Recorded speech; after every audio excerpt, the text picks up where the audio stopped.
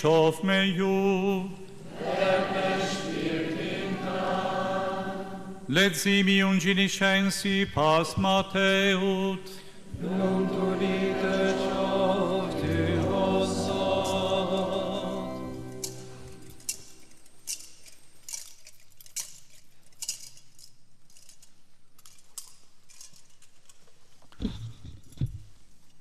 Pas të shtunes në të zbalu të drites, të ditës e parë të javes, shkuam Maria Magdalene, Maria tjetër, për të parë varrin, kur që qëran e tërmet i mal, sepse engjeli Zotis zbriti nga qielli, u afruar okulli sigurim, leuhun mbi të.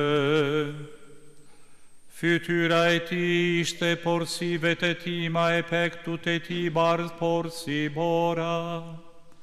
Rojtares prej frikes se ti u drilhen, leubansit e ishin të vdekur. Atëherë engjeli u tha grave, ju mos u tremni, e di se kërkoni Jezusin të kryqëzuar, a i nuk ka që këtu. Unë gjallë si kur se tha, e janë je shikoni vendi ku që vehen, pastaj nxitoni të shkoni e tregonin zënësve të tu, unë gjallë se vdekuri. Leja po shkom para jush në Galile, atje do ta shikni, ja ju tregova. Ato me njëherë u larguan nga varri me frikë e njerëzish me gëzim të malë. Shkuam me nxitim t'u lajmërojnë zënësve të ti.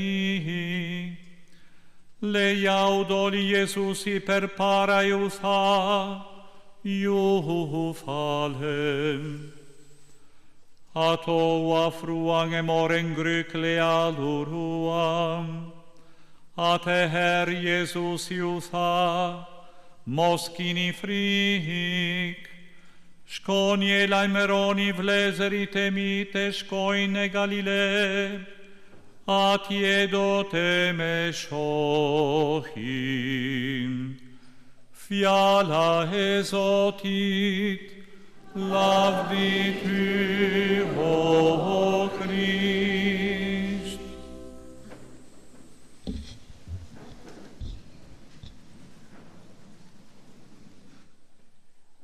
Vetëm njehon shkurt mbi fjala që kemi dëgjuar, që ka qenë shumë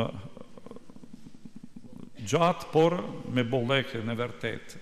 Por tani kulmi është shpallja e Krishti unë gjallur që kemi dëgjuar tashti sipas Ungjillit e Mateut.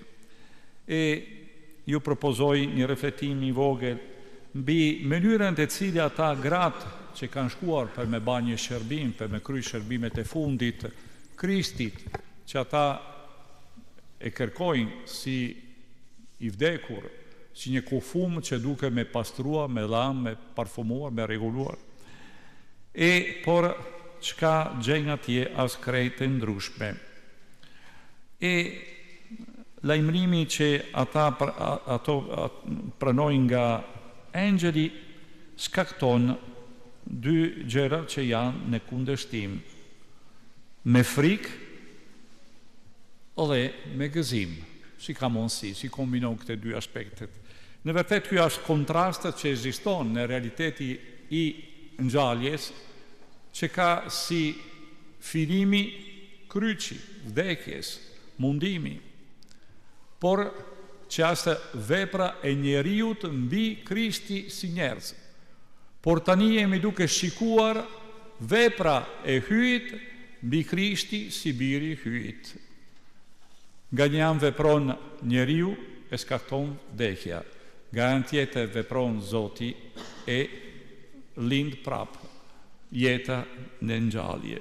Kjo është kundërshtim që kemi në këte realitet të pashkeve, që nëse mendoni mirë, është gjithka që karakterizon historia e njeriut.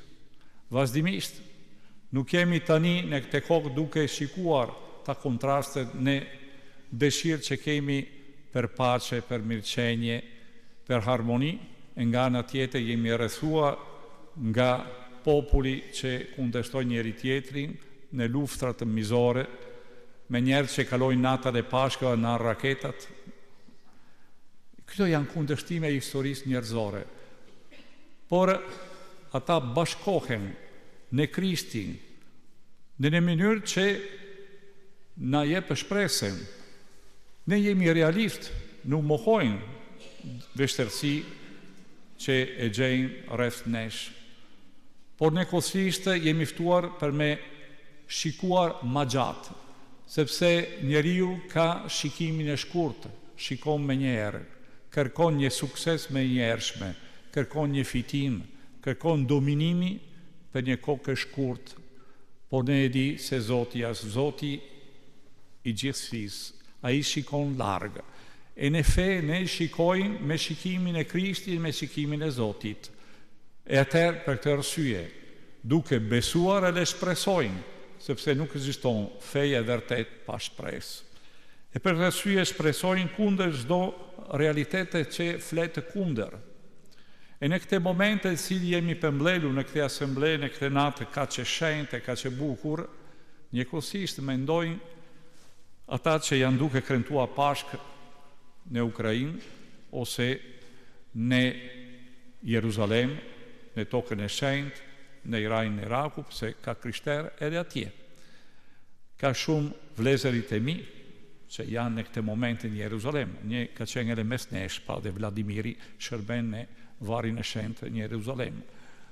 E ata janë duke kremtuar me duart e mbyllur si ne në kohë e Covidit, to pashkë, duke pritur se bie diçka prej së larti. Asta një diçka që skakton anth, por asë një anth që nuk fiton.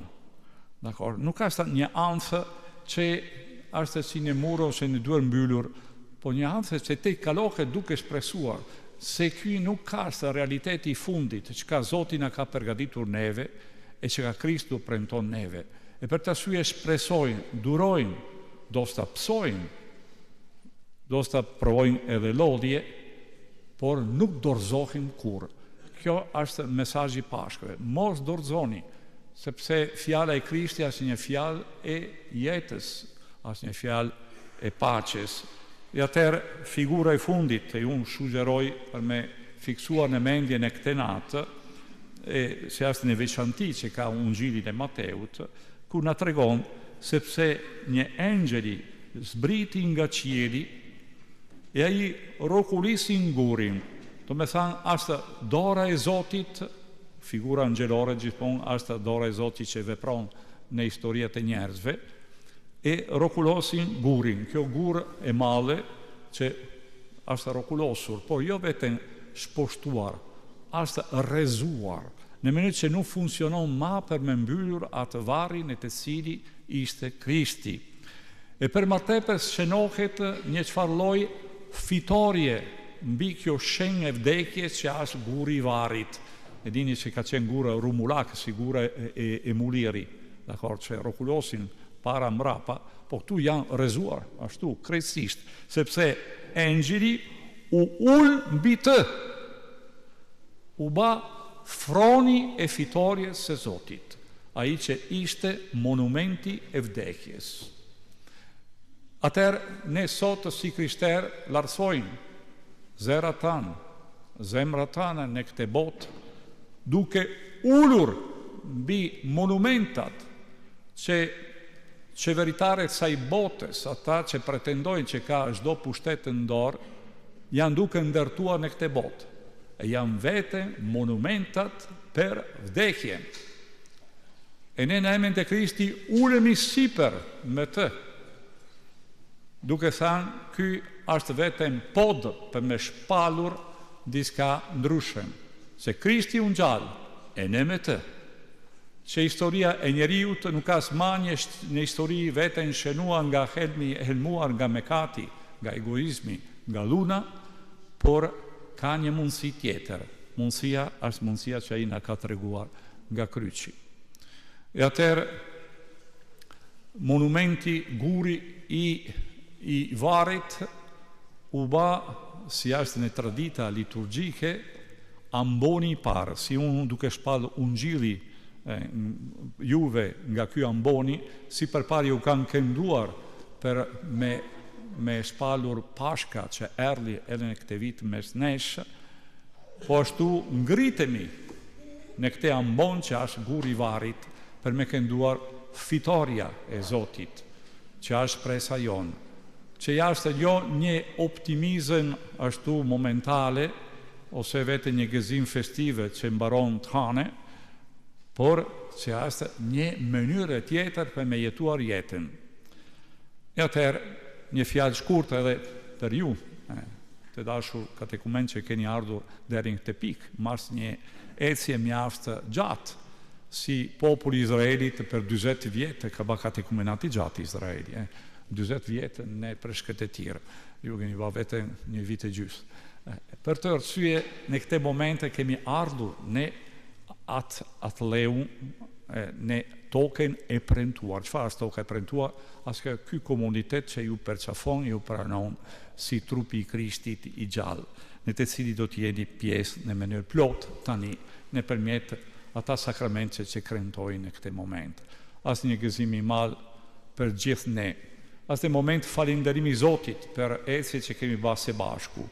Per mua si famuljitar është një ndër momente më i gëzueshëm e shërbimin tim mestarak. Por së bashku me mua janë edhe meshtarët e tjerë që janë tu, ata që bashkëpunojnë, pa dhe Vrisoni, pa dhe Frani, Padre Gjoni atje, të gjithë ne që jemi kjo komunitet franceskane që në këtë vend ofrojnë këtë shërbim. E së bashku me ne katekistat, atja që ju kanë shoqëruar diell mbas dielle, ditë mbas ditë, duke hapur mendje zemër ndaj fjalës së Zotit. U kujtoj se dikush prej jush në fillim ishte me dushim, o ka që duke një rrugë gjatë, por ndoshta por tani kam parë me gëzim si keni kuptuar sa rëndësishme ishte me ba ecjen e plot deri në këtë pikë që meriton, sepse një ultim nuk ka kuptim vetëm ku keni ardhur, por rruga që bani është pjesa e përvoja që ju propozohet ditë për ditë. Tani jemi duke kurrëzuar një ecje. Falenderoj në këtë moment e gjithë ata që jep shërbim e që ban kjo famulli e gjallë me shërbimet të ndryshme edhe ministrantët, pse jo, edhe ata që ban katekistën e grupet e tjera, të fëmijëve, motrën e Nën Terezë që në ndihmojnë, sidomos në Babrue, në Kodërkuq, e në shërbim të varfërve, të gjithë ata që ofrojnë diçka, që bajnë shërbimet të ndryshme, që regulon lullet, që e këndojnë, që bajnë çdo gjë, edhe mundin tonë, që gjithmonë është atje të organo me shumë përvujtni na mbështet, përse e bajnë ashtu me muzikën edhe liturgjin tona ma gëzueshëm. Jemi një trup që bashkëpunon. Rritja vjen jo pse ka një ose vetëm një meshtar, por sepse jemi një trup që bashkëpunoj në mënyrë të ndryshme sipas dhuratave të ndryshme se Zoti na ka dhënë. Për të arsye tani vazhdojmë duke ndërtuar edhe më tepër këtë trupi i Krishtit që jeton tu në këtë qytet, në Tiranë, në këtë dioqezë, në këtë kisha vendës. E ju kujtoj se në këtë natë jo vetën, nuk janë pak, 14 që kemi këtu në famulin tonë, por në dioqezën janë gati 100 të rritur që sonte pakzohen. Ky tregon gjallja e kishës. Shumer në duket jo, jemi, nuk jemi, si është kisha jonë, në kisha jonë, tu në Tiranë, është në kishe gjallë, sepse lindë fëmijë, jo pse ndërton kullat. Dakor? Jo sepse e ban aktivitetet, jo pse lindë fëmijë për Zotin, kjo as funksioni e para që ka kishë. Kemi edhe shumë gjanët e tjera, por kjo është kryesore. Dhe sot bani shumë aktivitet, organizojnë argëtimet, kempet verore, nuk e di çka akoma, e nun lindemi fëmijë për Zotin e kemi dështu misionin tonë. Për të arsye, unë kënaqem se janë në një kishë, në një famulli që tregon gjallëri e që jeton si kisha misionare këtu në këtë qytet në të cili jetojmë.